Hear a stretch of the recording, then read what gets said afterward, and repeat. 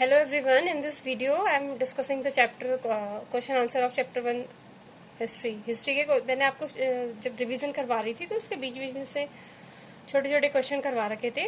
उन्हीं को आप एक बार देख लेना और इनको आपको फेयर नोटबुक में नोट करना है.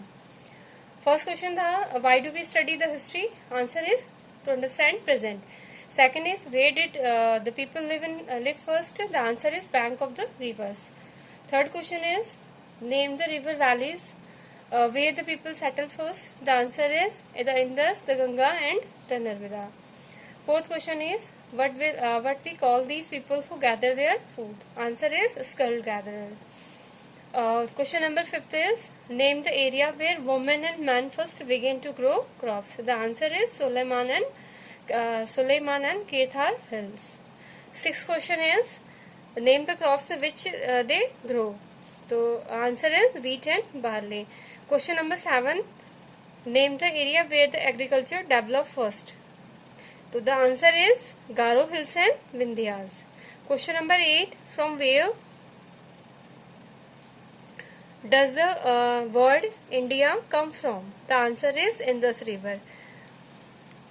Question number 9 written records on the hard surface are called the inscription. And your 10th question is the scholars who study the past are known as. The answer is historian. Now I am going to start the new chapter of geography. अब मैं अपने chapter geography का chapter first है इसको revision करेंगे, इसको revise करेंगे और जितने भी इसके क्वेश्चन बीच बीच में से बनते जा रहे हैं then we will write these questions. अब इनके क्वेश्चंस जो है उनको लिखेंगे.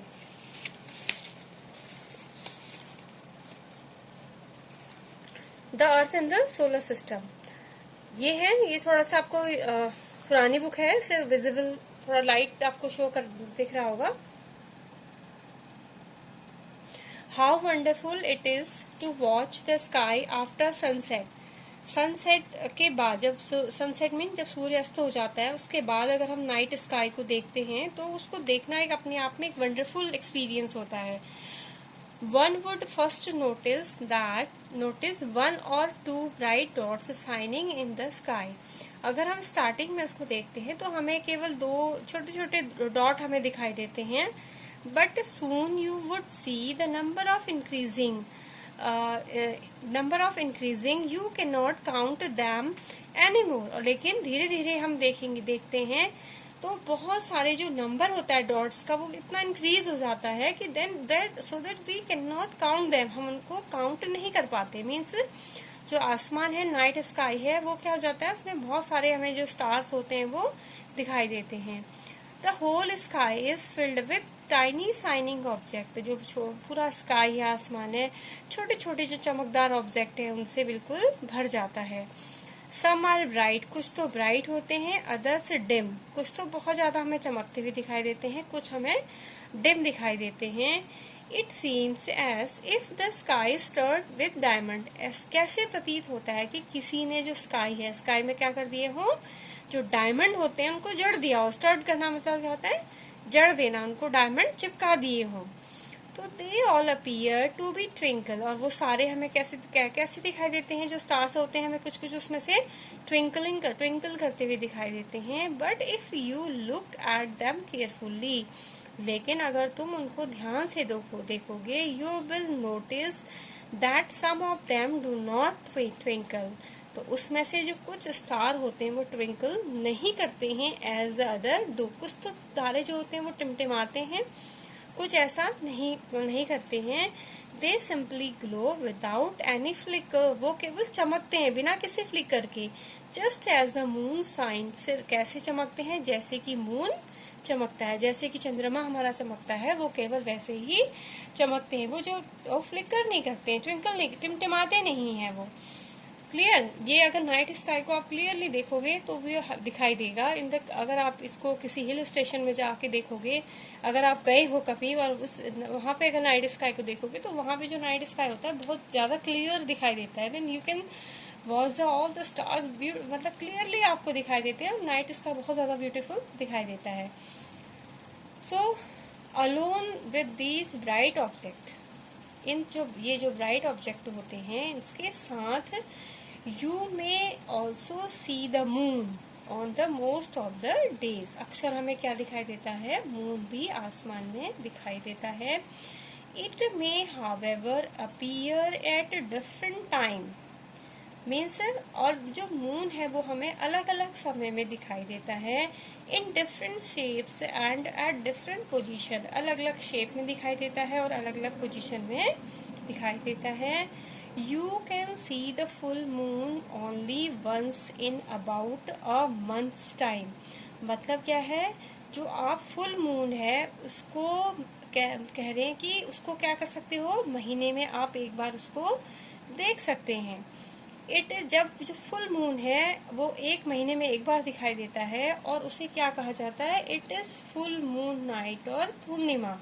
और उस रात को क्या बोला जाता है, फुल मून नाइट या पूर्णिमा बोला जाता है। और fourth night later you can not see it at all. अगर उसके ठीक 15 फोर्थ नाइट मीन्स 15 डेज का जो टाइम होता है, उसके ठीक 15 दिन के बाद जब आप देखोगे तो वो हमें moon, we can not see it the moon at all, हमें बिल्कुल मून दिखाई नहीं देगा। और उस दिन उसको क्या कहा जाता है, उस दिन को कहा जाता है it is a new moon night और अमावस्या। और उसको क्या कहा जाता है, न्यू मून नाइट और अमावस्या कहा जाता है, जिस दिन मून बिल्कुल नहीं दिखाई देता है। On this day you can watch the night sky best. और उस दिन जो आप अपना जो नाइट स्काई है वो सबसे अच्छे तरीके से उसको देख सकते हैं, provided it is a clear night. और वो आपको क्या दिखाई देगा, उस दिन बिल्कुल क्लियर दिखाई देगा, क्योंकि मून की लाइट नहीं दिखाई देती है, केवल जो नाइट स्काई को अगर हम वॉच करते हैं तो हमें सारे जो स्टार्स होते हैं वो ट्विंकल करते हुए दिखाई देते हैं। यहाँ से आपके क्वेश्चन बन जाएगा, यहाँ से एक क्वेश्चन आपका ये बनेगा,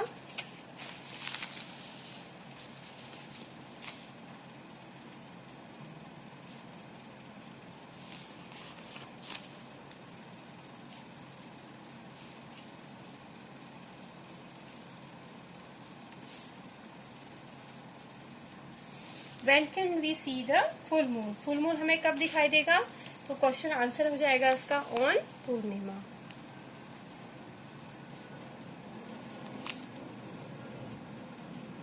ठीक है, एक क्वेश्चन आपका यहाँ से ये बन जाएगा, when can we see the full moon, कब हम फुल मून दिखाई देता है, ऑन पूर्णिमा। एक ही क्वेश्चन मैं आके दिखा रही हूँ धीरे धीरे आपको।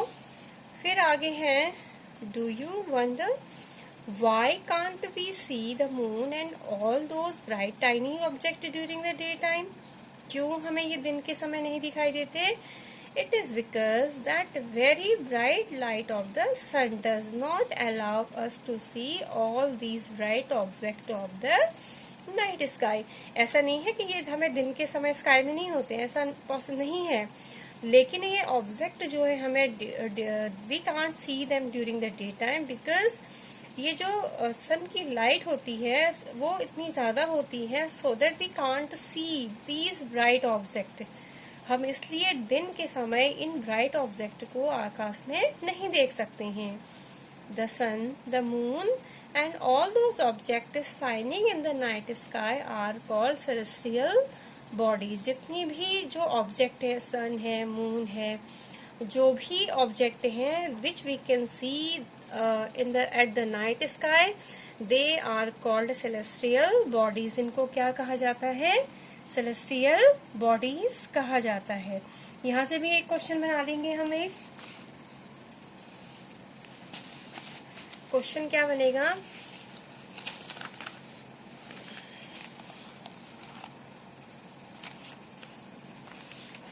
The shining object.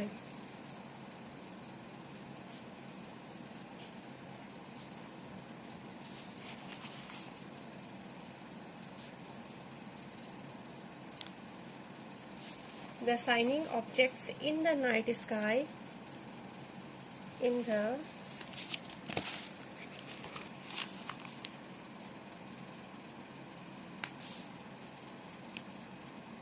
the night sky are called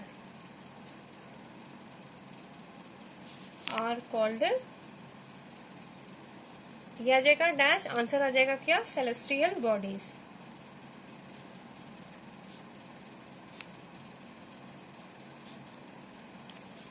clear. Question क्या बनाया हमने यहाँ से, the shining object in the night sky are called, answer आ जाएगा इसका सेलेस्टियल बॉडीज। नेक्स्ट आगे है इसका, some celestial bodies are very big and hot, जिसमें से कुछ जो सेलेस्टियल बॉडीज होती हैं दे आर वेरी बिग होती हैं और हॉट होती हैं। They are because they are made up of gases, वो किससे बनी होती हैं, गैस से बनी होती हैं। And they have their own heat and light, और उनके पास अपनी हीट और लाइट होती है, which they emit in a large amount, और जिसको वो बहुत लार्ज अमाउंट में एमिट करते हैं, निकालते हैं। और these celestial bodies are called stars, और इनको क्या कहा जाता है, स्टार कहा जाता है। The sun is the star, जो सन क्या है, एक स्टार है। तो ये मैंने आपको, अगर आपका क्वेश्चन है आपके जो TBQ है वहां पे भी क्वेश्चन करवा रखा है, difference between the star and the planet, सारे point are there in their text book questions. Okay, now countless twinkling star in the night sky are similar to the sun. Countless मतलब अनगिनत, जो twinkling stars होते हैं night sky में, चमकते हुए जितने भी तारे होते हैं, which we can see at in the night sky, वो सन के जैसे ही होते हैं, but we don't feel their heat और लाइट, लेकिन हम उनकी हीट और लाइट को फील नहीं कर पाते हैं, because and also they look so tiny, वो इतने छोटे नजर आते हैं, because they are very far from us, क्योंकि वो हमसे क्या है, बहुत ज्यादा हमसे दूर है। क्लियर, बहुत सारे स्टार हमें, we can see the so many stars, twinkling star in the night sky, and they we see the tiny stars, और the reason behind it, because they are very far from us. Clear,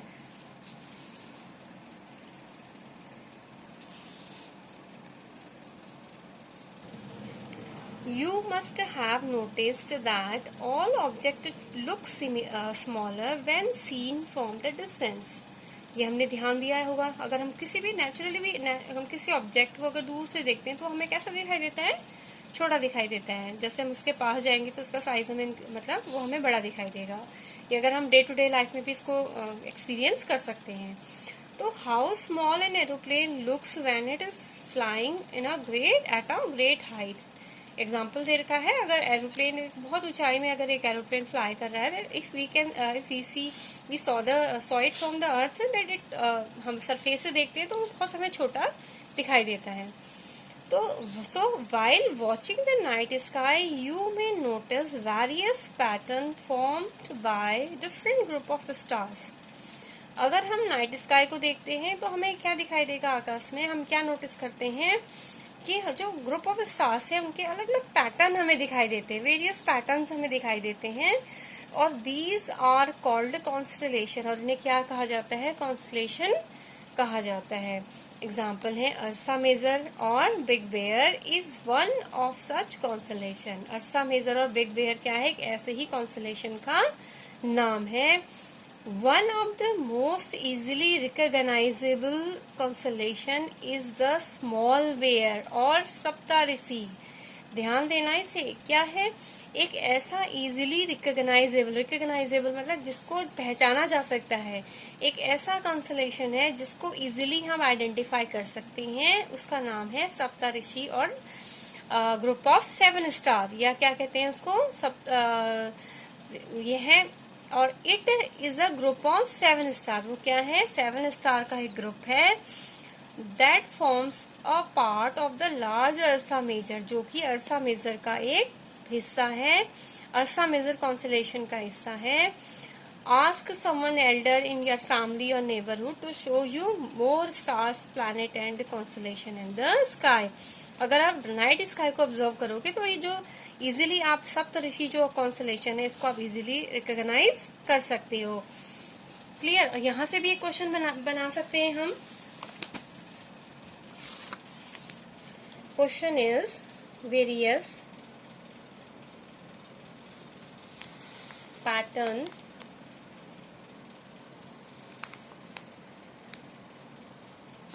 formed by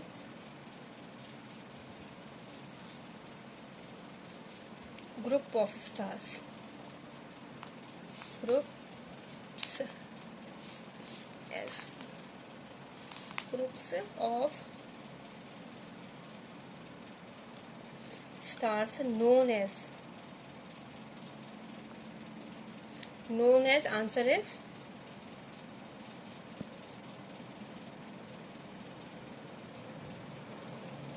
constellation.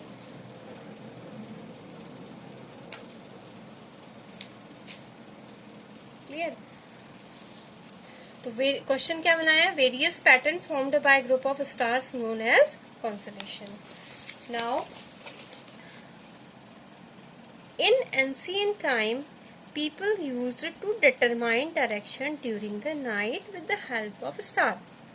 मतलब जो ancient time था, हमारे प्राचीन पहले मतलब time में जो लोग थे वो डायरेक्शन का यूज, डायरेक्शन को जानने के लिए, समझने के लिए वो किसकी हेल्प लेते थे? स्टार्स की हेल्प लेते थे. The north star indicate the north direction. जो नॉर्थ स्टार है वो क्या इंडिकेट करता था? नॉर्थ डायरेक्शन इंडिकेट करता था. It is also called the pole star. इसको नॉर्थ, इसको क्या कहा जाता है? क्या कहा जाता है इसको? पोल स्टार भी कहा जाता है. It always remain in the same position in the sky. जो पोल स्टार है, नॉर्थ स्टार है, वो हमेशा एक ही पोजिशन में स्काई में रहता है. We can locate the position of the pole star with the help of Saptarishi. अगर हम सप्तऋषि को देखें तो उसकी जो पोल स्टार की पोजीशन है, हम सप्तऋषि की हेल्प से उसकी पोजीशन को समझ सकते हैं.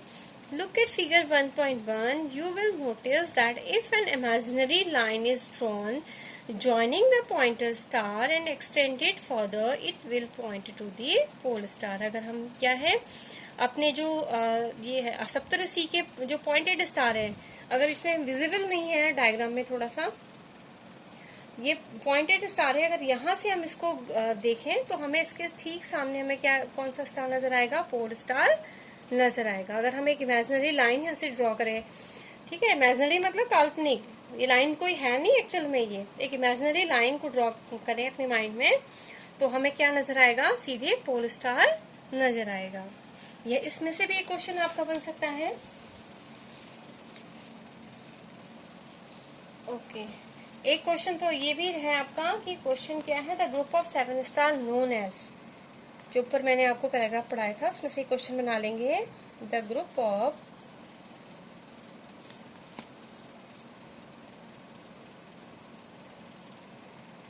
7 stars known as, the group of 7 star known as Saptarishi.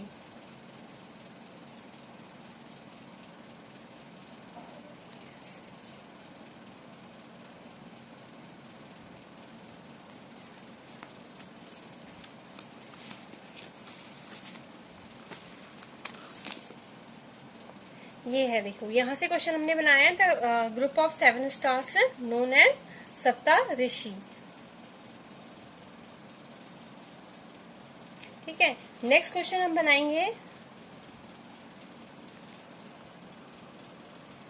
The north star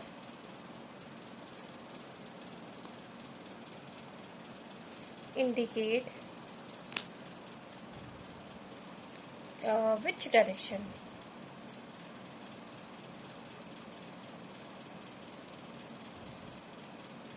कौन सी डायरेक्शन इंडिकेट करता है नॉर्थ स्टार? North direction.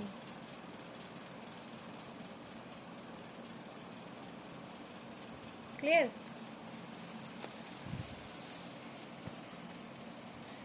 फिर है some celestial bodies do not have their own heat and light. लेकिन कुछ जो सेलेस्टियल बॉडीज होती हैं उनके पास अपनी हीट और लाइट नहीं होती है. They are lit by the light of the stars. वो कैसे चमकते हैं? विद द हेल्प ऑफ किसकी लाइट से? स्टार की लाइट से. Such bodies are called planet. और ऐसी बॉडीज को क्या कहा जाता है? प्लैनेट कहा जाता है. अभी जो प्लैनेट वर्ड है, it comes from the planet comes from the Greek word planetai. कहाँ से निकला है? ग्रीक वर्ड है प्लैनेटाई से निकला हुआ है. Which means wanderer. जिसका मतलब क्या है? वंडरर. वंडरर का अगर मीनिंग निकालेंगे तो वंडरर मतलब जो घूमते रहते हैं, ठीक है, मूव करते रहते हैं. तो earth on which we live is a planet. Earth जिसमें हम रहते हैं वो क्या है, एक प्लैनेट है। It gets all its heat and light from the sun. और वो अपनी जितनी भी हीट और लाइट है वो कहाँ से लेता है, सन से लेता है। अर्थ के पास कोई अपनी हीट और लाइट नहीं है, उसको जो हीट और लाइट मिलती कहाँ से मिलती है, सन से मिलती है। Which is our nearest star, जो कि हमारा क्या है, सबसे नियरेस्ट स्टार है। If we look at the earth from the great distance, ठीक है, अगर हम अर्थ को दूर से देखते हैं, स्पेस से, अगर हम अर्थ सैटेलाइट के जरिए अगर स्पेस से हम अर्थ की पिक्चर लें तो क्या क्या सी द मून, मतलब कैसा होगा कि कैसा दिखाई देगा, जैसे हमें यहाँ से मून की शेप, छोटा सा मून दिखाई देता है, वैसे ही हमें अर्थ भी नजर आएगी। अगर हम इसको डिस्टेंस से, सैटेलाइट का अगर हम स्पेस से इसकी पिक्चर को देखेंगे तो ये बिल्कुल छोटी सी बॉल सी नजर आएगी। It will appear to be shining just as the moon, जैसे अर्थ से मून दिखाई देता है चमकता हुआ, वैसे ही स्पेस से देखने में अर्थ नजर आएगी। The moon that we see in the sky is a satellite. Earth जो मून, सॉरी, जिसको हम देखते हैं स्काई में, वो क्या है, एक सैटेलाइट है। वो नेचुरल सैटेलाइट है अर्थ का।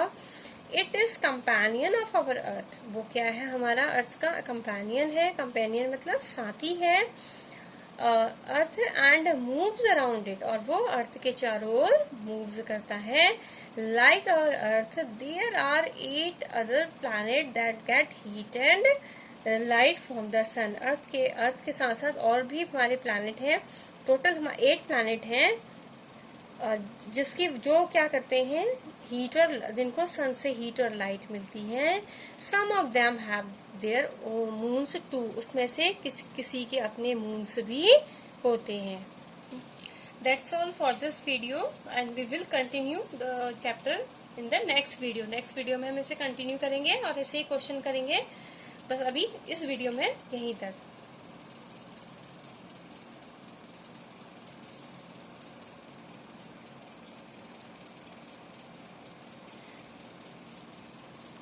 और ये डायग्राम है आपका the earth and the solar system का। आई होप आप लोगों ने डायग्राम बना लिया होगा।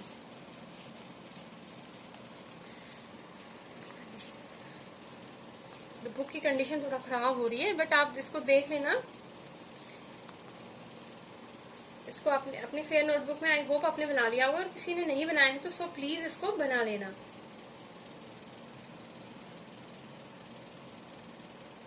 इसको रिवीजन में नहीं करना है, इसको केवल अपनी जो स्टार्टिंग में हमने चैप्टर किया था